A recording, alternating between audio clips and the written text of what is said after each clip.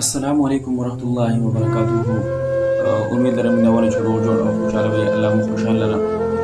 نن زه ستاسو د وړاندې یو ډېره اهمه او ضروري او بېدمنه وظیفه چې ده او دعا چې ده هغه ستاسو د وړاندې عرض کومه.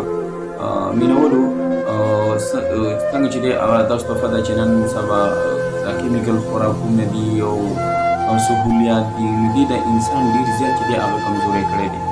مخکې به انسان مهنت به کوه، مشقت به کوه، په پیاده به ګرځېدلو نو بدن چې دی هغه به مضبوط و. اوس خو یو دغه چې کار کسب نشته دی، مهنت نشته دی او ګاړو وغیره کې ګرځېدل دي او ساده خوراکونه چې دي هغه کیمیکل خوراکونه ټول مساله جات خوراکونه دي.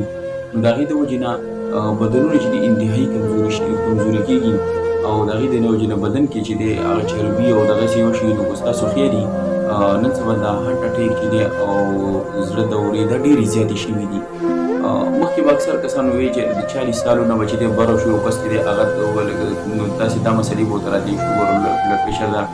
اوس که ستاسو خیال یې اکثر د 15 کالو نو ماشوم به یا د 15 کالو هارټ اټیک ورته وشي او یا دغه رنګې شوګر او بلډ پرېشر دا مسلې. نو د هغې د وجې نه تاسو ته په دغه حوالې سره یو ډېره اهمه او ضروري وظیفه چې ده مختصر، انتهایی مختصر وظیفه چې ده هغه تاسو ته وړاندې کوم او دعا چې ده هغه تاسو سره شیر کوم. نو دا امید لرم چې انشاءالله که دغه باندې موږ عمل وکړو او دغه مختصر عمل دی، اسان عمل دی، دغه موږ شروع کړو نو د ډېرو مسلمان وروڼو چې دی د هغوی د صحت چې دی هغه سبب او ذریعه وګرځي. الله دې د صحت سبب او ذریعه وګرځي او ستاسو د وړاندې عرض دا دی چې دغه کوم وظیفه چې ده هغه په خپله په دې باندې عمل وکړو چې الله زموږ او ستاسو لپاره د صحت سبب او ذریعه وګرځي او دا ویډیو چې ده هغه ډېرې زیاتې شیر کړو، خاص کر هغه مسلمانان وروڼه، رشته داران، نارینه زنانه چې هغوی ته داسې مسلې دي، د زړه مسلې ورته او یا چې دی د زړه تکلیف یا دوره راغلي یا چې دی حالات یې ورته هسي چې د هغوی سره دا ویډیو چې دی هغه شیر کړو. هغوی په دغه وظیفه باندې دغه دعا باندې چې دی عمل وکړي. انشاءالله د الله نه امید دی چې الله به دغه وظیفه چې ده د هغوی دپاره د صحت چې دی هغه سبب او ذریعه وګرځي.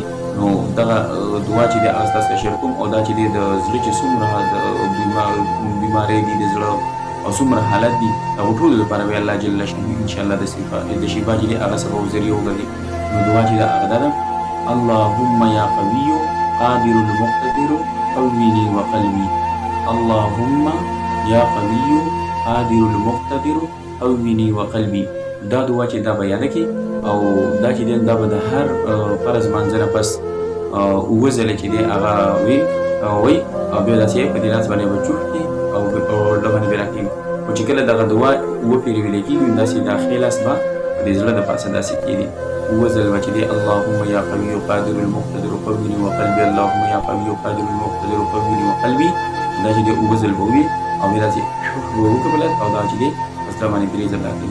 انشاءالله د الله نه امید دی په دغه دعا سره به الله جل شانه د زړه چې دی څومره بیمارۍ او څومره ډېرې تکلیف وي الله جل شانه دغه دعا په برکت سره چې دی هغه ختمې کړي. نو مینوال د ویډیو چې ده هغه ورسره شیر کړي مخکې چې دغه مسلمانان څومره بیماران چې هغوی دا ویډیو ورسي او د هغوی دپاره الله د صحت چې دی سبب او ذریعه وګرځي.